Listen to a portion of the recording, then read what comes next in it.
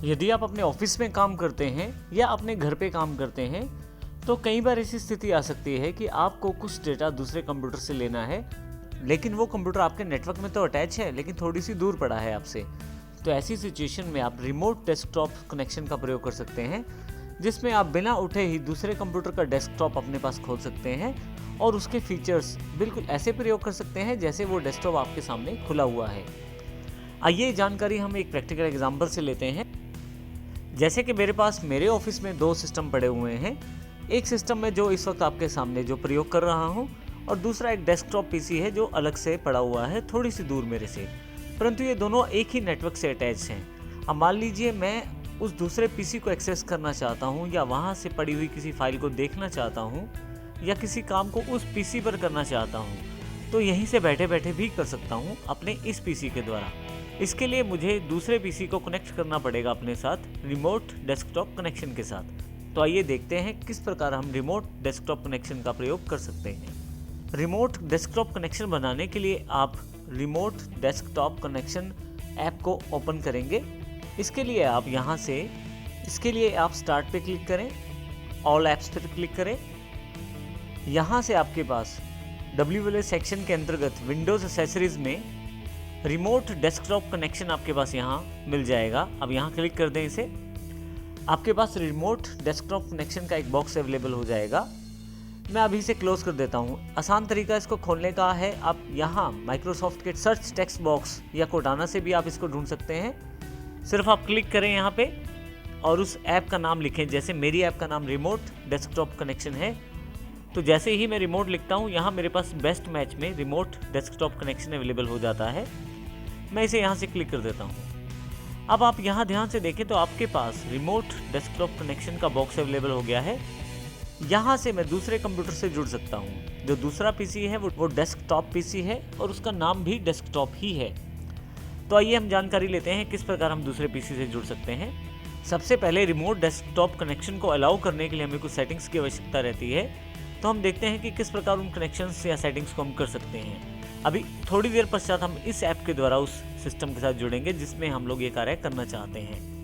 मान लीजिए मैं विंडोज़ 10 या विंडोज़ 7 के किसी दूसरे पीसी से अपने आप को रिमोट डेस्कटॉप से जोड़ना चाहता हूं, तो पहले वहां ज़रूरी है आपको कनेक्शन बनाने के लिए अलाउ करे दूसरा पीसी। तो ये सेटिंग्स हमको दूसरे पीसी में करनी ज़रूरी है अगर हम रिमोट डेस्कटॉप कनेक्शन चलाना चाहते हैं। इसके साथ ही एक यूज़र अवेलेबल होना चाहिए वहाँ पे, जिसके पास पासवर्ड एप्लीकेबल होना चाहिए ताकि आप अपनी लॉगिन यूज़र्स की सिक्योरिटी को भी तय कर पाएँ।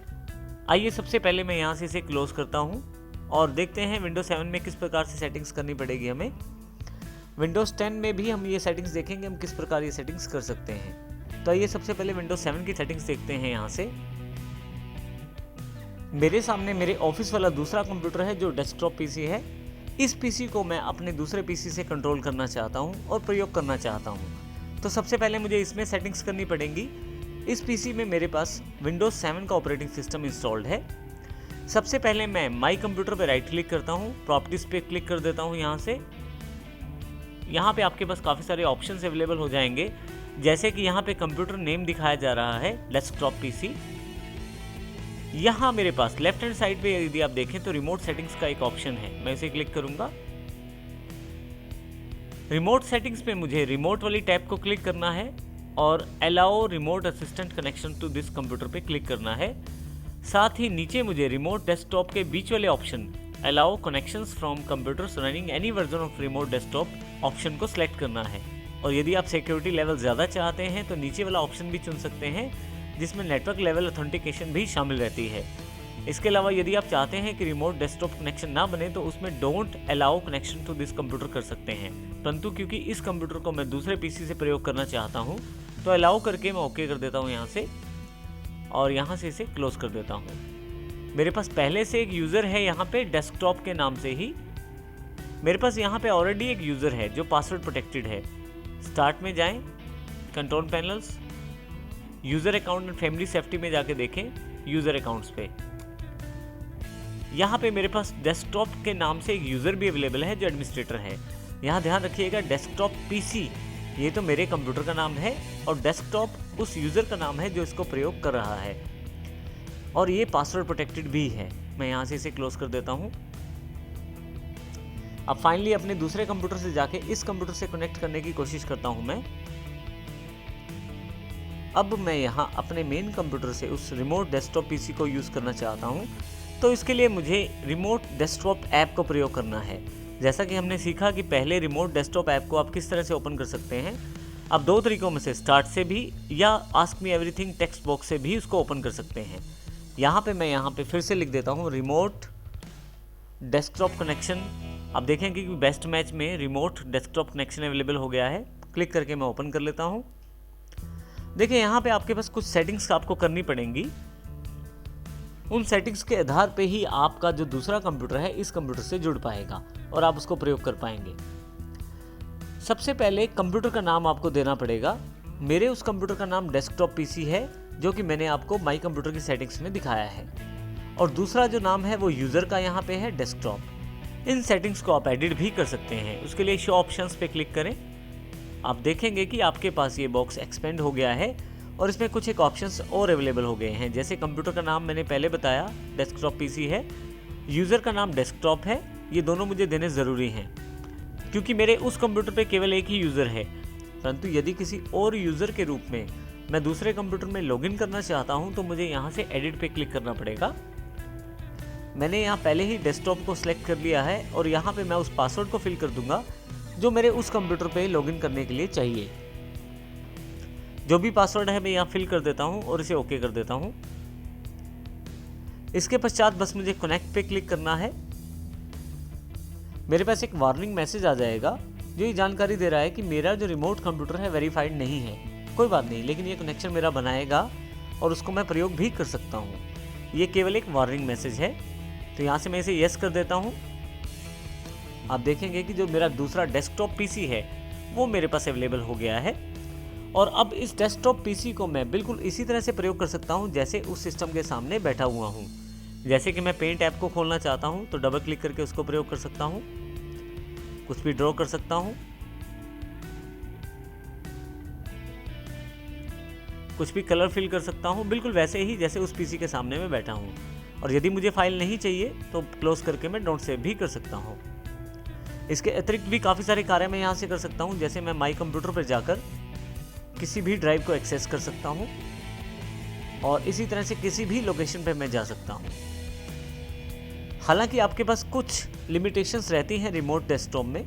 जैसे कि आपके पास डीवीडी राइट करनी हो तो आपको अलग से परमिशंस की रिक्वायरमेंट रहती है, या कुछ ऐसी सेटिंग्स जो बाकी यूज़र अकाउंट्स को अफेक्ट कर सकती हैं उनकी भी रिस्ट्रिक्शन आपके पास यहाँ पे रहती हैं। परंतु मुख्य तौर पे आप सभी तरह का कार्य इस यूज़र अकाउंट से कर सकते हैं। आप यदि माउस को ऊपर लेके जाएं तो आप देखेंगे एक छोटी सी बार यहाँ अवेलेबल हो गई है जो आपको ये जानकारी देती है कि आप किसी दूसरे सिस्टम में लॉगिन हैं। मैं यहाँ से इसको मिनिमाइज़ भी कर सकता हूँ। जैसे ही मैं रिस्टोर डाउन करता हूँ इसको, आप देखेंगे कि ये जो बॉक्स है मेरे पास बिल्कुल अलग हो गया है। और अब मैं विंडोज़ 10 में काम करते हुए उस दूसरे सिस्टम पे क्या हो रहा है, अब यहाँ पे मैं विंडोज़ 10 में काम करते हुए दूसरे पीसी पे आसानी से जा सकता हूँ और वहाँ भी काम कर सकता हूँ। आप देखें यहाँ क्लिक करके कुछ भी मैं यहाँ से कर सकता हूँ। और यदि आप इसको मिनिमाइज़ करना चाहते हैं तो यहाँ से मिनिमाइज़ कर सकते हैं। ये छोटा सा रिमोट डेस्कटॉप का जो आइकॉन है वो नीचे आ गया है, जो आपको जानकारी देता है कि आप अभी दूसरे कंप्यूटर में रिमोटली कनेक्टेड हैं। दोबारा क्लिक करके इसको मैं ओपन कर लेता हूँ।